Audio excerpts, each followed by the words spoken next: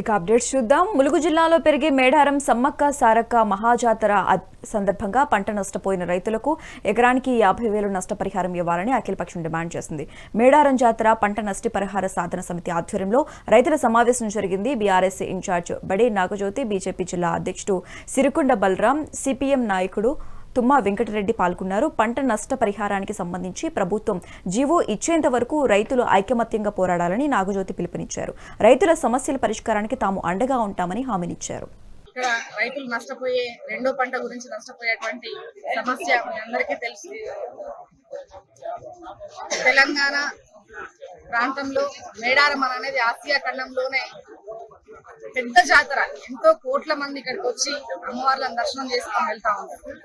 మరి అటువంటి జాతరలో ఇక్కడ ఉన్నటువంటి ఏ ప్రాంత ప్రజల కోసం అయితే ఆ సమ్మక్క సారలమ్మలు కొట్లాడినరో ఈ ప్రాంత ప్రజలే ఈ రోజు కష్టాలు అనుభవిస్తున్నటువంటి ఇబ్బంది ఇప్పుడు మనకు కనబడతా ఉంది.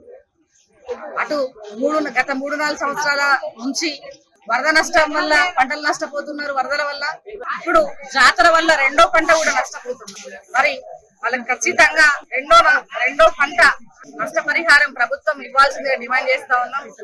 అలాగే ఏదైతే ఇక్కడ ఉన్నటువంటి మంత్రి సీతమ్మ ఉన్నదో ఆమె గతంలో కూడా ఈ ప్రాంత ప్రజలందరినీ కూడా ఓట్లడిగేటువంటి క్రమంలో పంట నష్ట పరిహారం మేము అధికారంలోకి వస్తామని చెప్పేసి కాంగ్రెస్ ప్రభుత్వం చెప్పి ఈ రోజు మాట తప్పింది. ముందుగా ఆమె మినిస్టర్ అయిన తర్వాత కూడా ఇక్కడ స్థానిక ఎమ్మెల్యే మినిస్టర్ అయిన తర్వాత కూడా జాతర జరిగింది. అప్పుడు నష్టపరిహారం ఇవ్వలేదు రెండో పంటకి. ఈ రోజు రెండో జాతర వస్తుంది జనవరిలో. ఇప్పుడు కూడా పంటలకి నష్టపరిహారం చెల్లించేటువంటి ఉద్దేశం ఈ ప్రభుత్వానికి లేదు.